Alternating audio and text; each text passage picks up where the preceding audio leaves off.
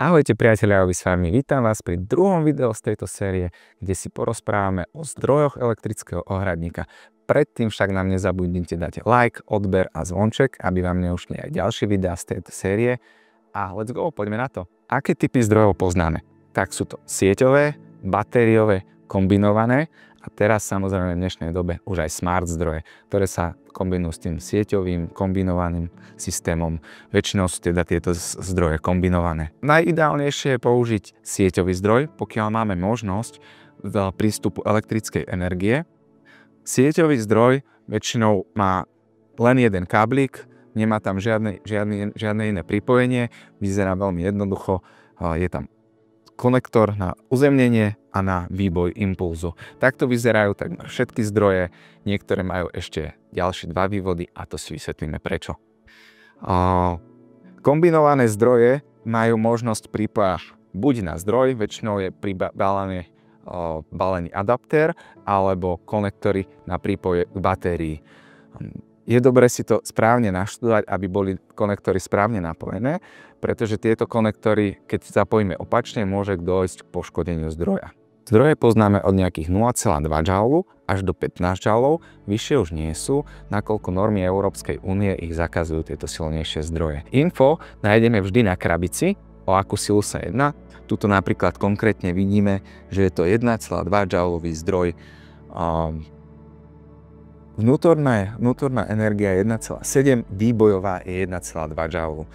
Potom tu máme zobrazené maximálne napätie a minimálne napätie, teoretická dĺžka ohrady, maximálna dĺžka ohrady, počet sietí, ktoré je možné pripojiť na daný zdroj, koľko zemniacich tyčí potrebuje daný zdroj a je tu aj spotreba zdroja.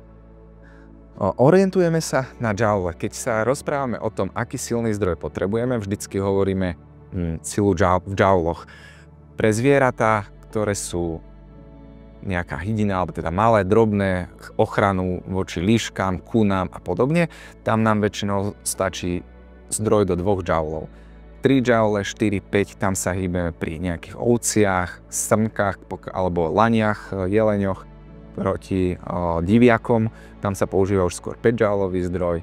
Pri dobytku sa môže používať od 4, 5 až do 7 Joulov, záleží vždy od toho, aké plemeno ohrádzame, alebo akú srdc má dané zviera.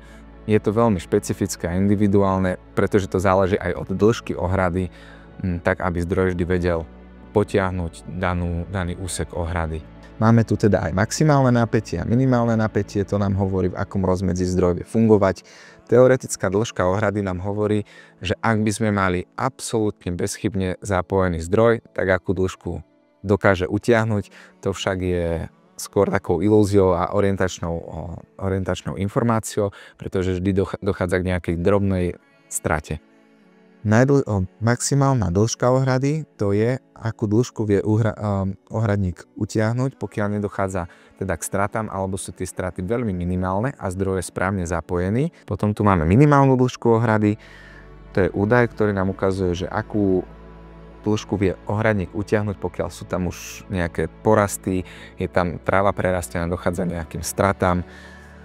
Počet sietí, tak to nám ukazuje, koľko 50 metrových sietí, ktoré sa používajú pri hydine alebo ovciach, vieme na daný zdroj napojiť. Počet zemniacich tyčí, tam nám to rastie, jedna zemniaca tyč stačí prevažne pri tých zdrojoch do 2 Joulov, 3, 4, 5 Joulov potrebujú 2 až 3 zemniace tyče, silnejšie zdroje potrebujú kľudne aj 5 až 6 zemniacich tyčí, to sa týka takých 15 Joulových zdrojov, ktoré sú na trhu a sú v ponuke.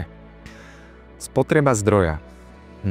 Spotreba zdroja je uvádzaná v watoch. Zdroje, je to jedna z takých častých otázok, že koľko mi to zhltne, koľko ma to bude stáť tá spotreba zdroja. Pokiaľ sú do siete tieto zdroje, je to maximálne do tých 4-5 eur na mesiac. Slabšie zdroje spotrebujú okolo 3 eur, 2-3 eur na mesiac. Takže tá spotreba a tá investícia do toho nie je vysoká. Líšiť sa to však môže, ak sú zdroje kombinované alebo majú kombinovaný výkon. To znamená, že niektoré zdroje si vieme zapnúť na polovičný výkon. Ak majú polovičný výkon, tak majú aj polovičný odber energie. Takže tam sa to trošku líši. Samozrejme ten údaj klesá potom. Ako zdroj správne uzemniť? Používajú sa zemniace tyče, ktoré majú zhruba meter. Musia byť nejak pozinkované alebo nerezové. Ideálne teda takáto pozinkovaná, tento téčkový profil sa používa, keď je kamenistá pôda, bývajú aj oválne, keď je sypká pôda, môžu sa aj použiť aj tie. Zemniace tyče je ideálne zabiť celé do zeme, 3 metre od seba. Údaj, ktorý potrebujeme, alebo teda informáciu o tom, koľko zemniacich tyčí potrebujeme, nájdeme teda na obale zdroja. Väčšinou to bývajú 3 zemniace tyče až 5 zemniacich tyčí, takže si to na úseku vieme 3 metre od seba zabiť, prepojíme ich, takisto môžeme nerezovým alebo pozinkovaným drôtom, ideálne, ktorý už sám vie uzemňovať, alebo nejakým vysokonápäťovým káblom a pripojíme ho na konektor, to je uzemnenie, vždycky je označený čiernou. Na to si môžeme pamätať, že čierne je uzemnenie, červené je vždy impuls. Takto zdroj uzemníme. Je dôležité použiť správne zemniace tyče, pretože hrdza izoluje. Mali sme zákazníka, ktorému po 2 rokoch prestali zdroj a nevedel prísť na príčinu. Keď trošku odhrábal zemniace tyče, zistil, že prívodný kábel je zhrdzavený a preto mu ohradník nefungoval. Vymenil kábel a ohradník šiel úplne bez problémov. Silnejšie zdroje 8, 10, 12, 15 joulov používame pri dlhších ohradách. Je to preto, že tieto zdroje dokážu nahradiť nejaký pokles napätia. Alebo ak impuls potrebujeme dostať na koniec ohrady, tieto zdroje majú schopnosť zvýšiť si to napätie, aby sa tento impuls v dobrej sile dostal aj na koniec, alebo teda v požadovanej sile. Slabšie zdroje, pokiaľ nedáme tomu nejakú rezervu, napríklad poviem pri ovciach sa odporúča od 3 joulov, ale môže sa stať, že prerastie nejako tráva, alebo napríklad ovcia bude mať dlhšiu vlnu, vtedy nemusí ten impuls stačiť. Preto vždy odporúčame od trošku silnejší, možno o 1 stupeň, teda 1 joule, obvykle kúpiť silnejší zdroj, aby nám tieto straty zdroj dokázal nahradiť. Ďalšie možnosti ohradníkov sú teda smart technológie. Prvou z týchto smart technológie je RF technológia. Znamená to teda rádiová frekvencia. Sú to ohradníky, ktoré sa používajú teda ich systém je na rádiovej frekvencii, väčšinou je to s nejakým takýmto ovládačom a antenkou. Putuje tento signál po spárovaní zdroja s týmto ovládačom alebo s takouto krabičkou gateway. Táto krabička sa dá napojiť na Wi-Fi a vzdialenosť zdroja od tejto antény, od tohto konektoru môže byť tak cca 10 km. Bývajú antény na zvýšenie dosahu. Samozrejme, vždycky záleží od terénu, ktorý máme k dispozícii, v ktorom sa nachádzame. Pokiaľ je to cez kopec, tak je tam problém, môže to sa znížiť tento dosah na nejaký kilometr, možno 2. Veľmi to záleží od terénu. Pri tejto technológii vieme na jeden ovládač spárovať až 6 zdrojov, na jeden zdroj 3 ovládače. Takže vieme to prepojiť, ak máte viacej ľudí, ktorí sa chcú starať o ten ohradník, alebo je potrebné, aby mali nejakú informáciu, tak môžete si dokúpiť kľudne ovládače a môžete si to takýmto spôsobom vyriešiť. Pokiaľ nemáte možnosť Wi-Fi, aj tak je možno dobre pre vás toto riešenie, pretože môžete mať doma aspoň údaj a ovládač vám vie ukazovať základné údaje o fungovaní zdroja.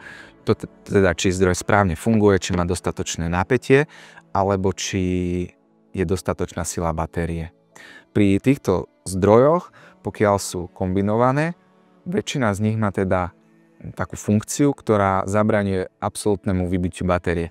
Teda pokiaľ zdroj zaznamená, že batéria už má nízku kapacitu, on sa automaticky vypne, tak aby nedošlo k trvalému poškodeniu batérie. Túto RF technológiu najviac využívajú farmári, ktorí majú viacero ohrad, vedia si to spárovať a použiť aplikáciu, ktorá nám dáva všetky informácie o všetkých ohradách. Funguje to tak, že gateway posunie informáciu do aplikácie cez Wi-Fi, ktorou je spárované, a tam si vieme dohľadať všetky údaje, stratu napätia, kedy k stratám napätia dochádza, či ohradníky správne fungujú, kedy dochádza k nejakým výkyvom, tak aby sme mali absolútny prehľad o ohradách a o tom, či nám zvieratá niekedy môžu alebo nemôžu utiecť. Ďalšou možnosťou sú smart technológie, napríklad od výrobcu AKO, na ktoré už nepotrebujeme žiadny rádiový signál, nepotrebujeme tú SIM kartu, stačí nám signál NB-LOT poskytovaný mobilnými operátormi. Tento zdroj sa pripojí na tento signál, ktorý je dostupný už takmer na celom území. Toto pokrytie si vieme pozrieť na internete, napríklad u mobilného operátora T-Mobile. Vieme si tam zakliknúť signál NB-LOT, nie mobilnú sieť, a tam nám ukáže dostupnosť. Musíme si preveriť, či na danom úseku a hlavne aj na danom mieste, kde zdroj chceme umiestniť, je dostatočný signál NB-LOT. Pokiaľ nie, tak zdroj nám nebude týmto spôsobom fungovať, nebude nám odosielať informácie do aplikácie. Môže byť problém napríklad, že na jednej strane budovy tento signál bude, na druhej nie. Veľmi to záleží aj od hrúbky stien. Je tam veľa faktorov, ktoré túto funkciu ovplyvňujú. Je dobre si to preveriť. Ak si s tým neviete poradiť, kľudne nám zavolajte alebo napíšte mail, kontaktujte nás, my vám s tým ochotne a radi pomôžeme. Iní výrobcovia majú takisto túto technológiu a možno sa tam používa eSIM alebo iný spôsob. Každý výrobca si našiel takú vlastnú technológiu a systém, akým tieto zdroje fungujú.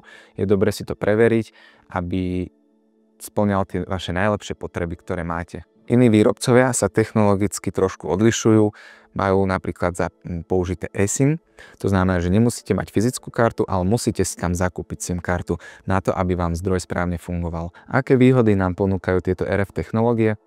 Tak hlavne je to dostupnosť prehľadu o elektrických ohradníkoch, o ohradách, ktoré máme, ak ich máme viacej, alebo máme jednu, ktorá nie je možno úplne dostupná, aby sme videli, či ohrada správne funguje. Môžeme si to pozerať cez aplikáciu.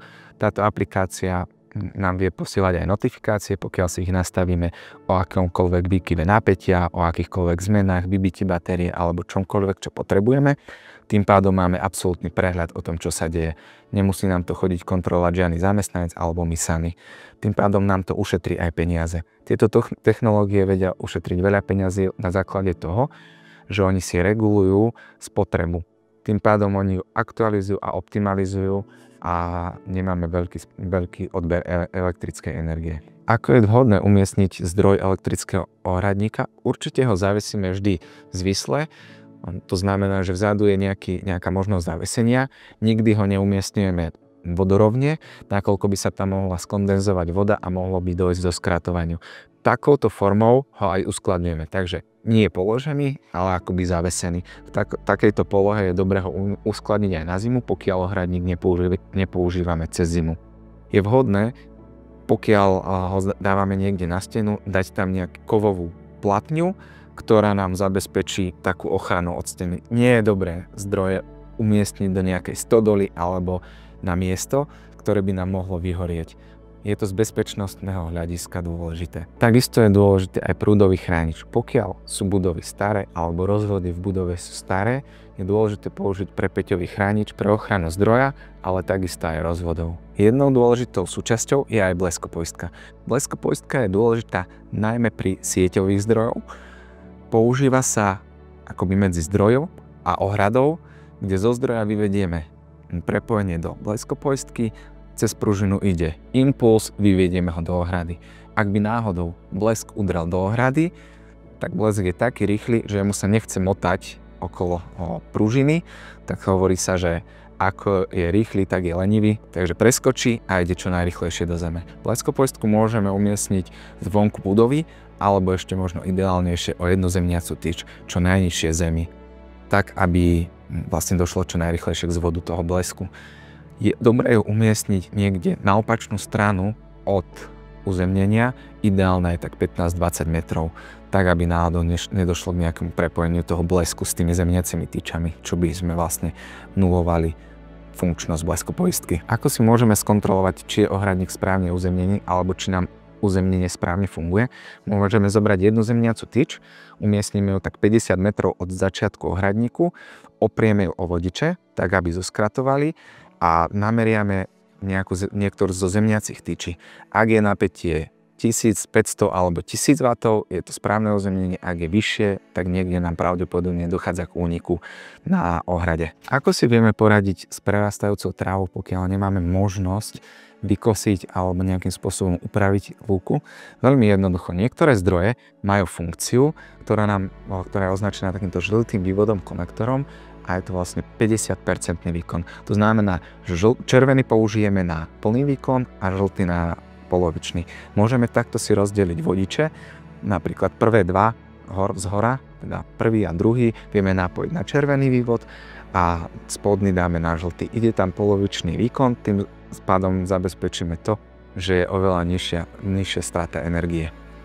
Máme tu aj takýto zelený konektor, ten nám slúži na dvojvodičové usporiadanie. To v princípe funguje tak, že na striedačku zapojíme vodiče. To znamená, prvý a tretí vieme zapojiť na impuls a druhý a štvrtý zapojíme na ozemnenie. Na čo to takto slúži? Slúži to najmä na to, aby zviera dostalo akoby priamy kontakt. Vtedy je ten impuls a výboj, ktorý dostane to zviera, najintenzívnejší. V tomto prípade, ak by sme to takto robili, je dobré spodný vodič aj každých 100 metrov možno uzemniť, alebo 150.